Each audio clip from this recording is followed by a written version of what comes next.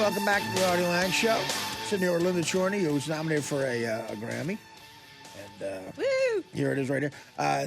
Abbey Road, Schmabby Road. Yeah. On the back. You got a book out, too, called Who the F is Linda Chorney, based on you getting nominated for a Grammy. And it's a big book. You're not mailing it in here, people. This is 372 pages plus. Yeah. So we talk about the auto-tune thing. I totally agree with what you're saying because, when we were younger and you got an album and you listened to the album, and you heard the guitar, like the opening of Gimme Shelter by the Rolling Stones, right? Yeah. Wow, that's Keith Richards playing that, Right. And then that's such singing, and that's Charlie Watts on the drums.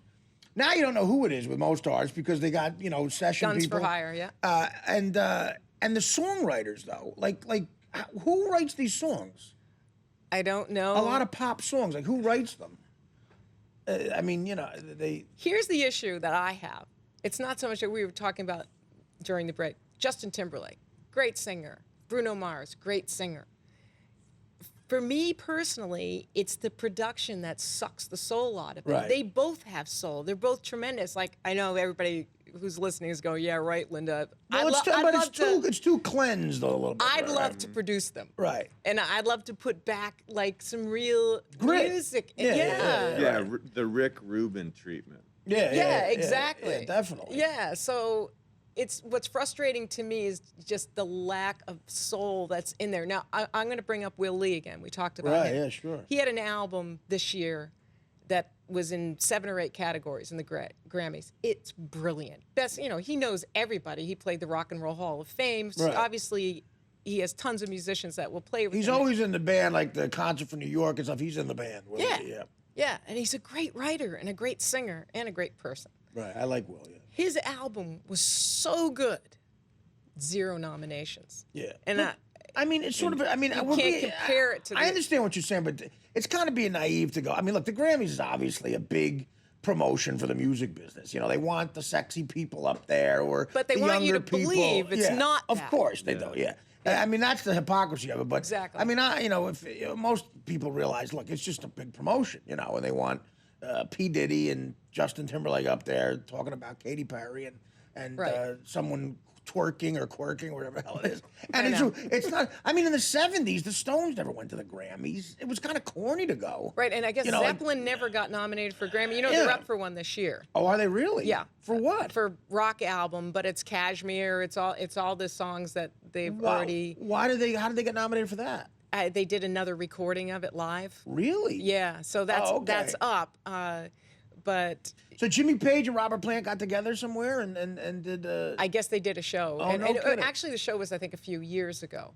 Right. But Page has control over all of that property. Like he's the mix. Oh, I thought it was Robert Plant. I thought they both did. No, Page. It's like under lock and key with Jimmy Page. Right. Okay. But here's the thing: the Grammys do wonderful things. Mm-hmm. They take that money. It's a huge money maker. Right. And they have Music Cares.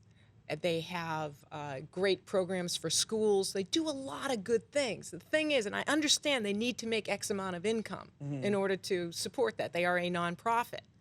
But they could just as easily do it with great soulful music. Right. The daytime program. Are you familiar with the daytime one, which we don't see? It's on simulcast. I heard about it, but I don't. That's where the jazz, the blues, the classical music, all the great musicians are in the day show. Are people still making great jazz music? Is it still around? Oh yeah, yeah, definitely. Right. There is some great, fantastic music, but they don't do that in the evening show. And in fact, the night I was nominated, it was the first year that CBS was putting the nominees on the show. So I had this big party in the Jersey Shore. Right. And we're all over there, and we all pile in front of the television set, and we're expecting to hear, all the nominees, including Americana, which is what right. I went into.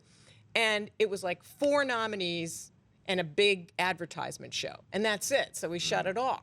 So it had nothing to do with the nominees. I would have crap my pants if my name was actually called on the TV. I found out online that I got nominated later. Right. So if you won a Grammy, how would it help you? Do you think you could sell a bunch of records? Do you think it would make a big difference in your life if you won the Grammy? That's an excellent question. Well, first of all, I had the honor of losing to Levon Helm. Oh, okay. So right. I think as far as getting nominated to me was a win in itself. And it would have been great to get that little trinket and bring it home. I don't know what it would have done for me, because after I got nominated, like it says in my book, in my Cinderella story where some tried to poop in my glass slipper, man, I thought I finally was going to have it made where I was going to be opening for big acts all the time, like some agent's going to sign me. Because I had opened for big acts before I was even nominated. And I thought, oh, finally, I'm not going to be stuck in a bar in a corner, freaking sports bar, watching football. Right. And they're going to listen to me and all that. And I had a conversation with a very famous person's manager after I got nominated, and I said, "Well, look, I've opened for people, Pat Benatar recently at the Count Basie. I got a standing ovation. Can't we get in touch with their people, and maybe I can open for them? And where can I go from here?" She says, "Well, the problem is, Linda, a big agent, you're going to make maybe $500, $1,000 if you open for one of those people, and they're only going to make $50, $100 off of you, so they're not really going to be interested. So you might as well just keep doing what you're doing." Right. And then it all becomes about money. And then I cried in the shower. Yeah, I mean, everything's about money. Yeah. Levon Helm, though, I mean, yeah, you're talking about, how many people do you think, how many people under 40 know who Levon Helm is? Probably under 35 know who Levon Helm. A lot of people probably don't, Yeah. It's, he just passed away, but what, he put out a solo album? That album was actually live at the Ryman. It was a bunch of live recordings with a bunch of different artists. Yeah, they had won. a stage full of people up there. Yeah, It was pretty so amazing. and that was pretty much his, His last, his last hurrah. His last hurrah, yeah. So I got a chance to go see him, and the biggest regret ever, this actor I knew from the show Rescue Me, he lived right next to him in Woodstock, and he used to do these Saturday night jams in his barn, Yes. Levon Helm. Yeah. And he offered me to go a couple of times, and I couldn't make it because I had some stupid gig or whatever. And that's my biggest regret ever. I didn't go. I went to his barn. I listened to him play, like just jam. Yeah. It would have been amazing. I want to take a break, and we'll come back with more Linda after this. Welcome back to the Artie Lange Show. We're here with singer, songwriter, musician Linda Chorney. Got now nominated for a Grammy. Lost to Levon Helm. That's I'd love to have that on my resume. Pretty cool. And has a book out called "Who the F Is Linda Chorney." Now you are from Massachusetts, Yes, and I you am. got to sing the Star Spangled Banner at Fenway. Now describe what that was like.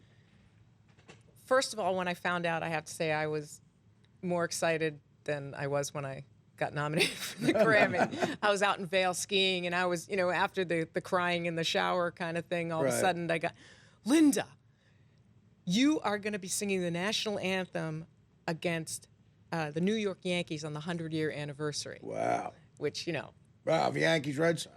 yeah. Yeah. 2004. At Fenway, that's amazing. I love that. So when I got the letter, this guy, he goes, would you be interested? I was going to say, how'd you get it? Just a fan of yours who ran that said, Actually, the story is there's a guy from Boston, organ and piano, who I met at NAMM. NAMM is this huge music conference, which I'm actually going to next week in Los Angeles. And we started talking. He was on a cell phone, and he's like, agent. And he was trying to get some, and I spoke up and I said something profane, which I can't say on the air. And he started laughing. He goes, "Oh my God, you're funny. Where are you from?" I said, "Are you from Boston?" He goes, "Yeah, how could you tell?" And we started talking, and he was in Boston piano and organ, and we became friends. I told him my story. He goes, "We love your story. We have these new T-shirts that says life is beautiful or something, and we want to try to get you to sing at Fenway." I said, "That's my life dream." So the guy from Boston piano and organ was the organ player for the Sox. Oh, wow. For like 8 years. All right. And I said, "Can you get me?"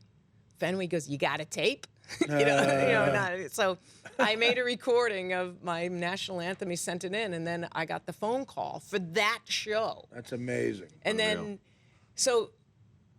as a kid, I was in the audience and I would sing it, and sometimes people would turn around and go, "Yeah, you should be up there. You sound pretty good." And I said, "Yeah, I wish." And so it was happening that day. So I just whacked my thing. I was hyperventilating. Right.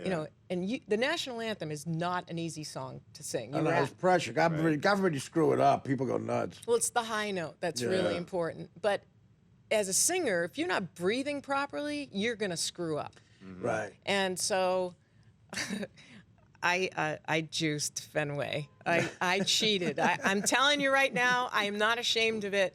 I was so scared, not scared, but just so excited about this moment in my life to do this. And I'm a huge Red Sox fan. And you did a great job. Well, thank you very much. We gotta go, unfortunately. I mean, you did a great job, and it's like, that's something to be proud of. Yeah. Well, and the Grammy and everything else, I mean, it's fact. Come back again, please. Sure. Come back and we'll have more time. Okay. But thank you. We'll keep the word out there.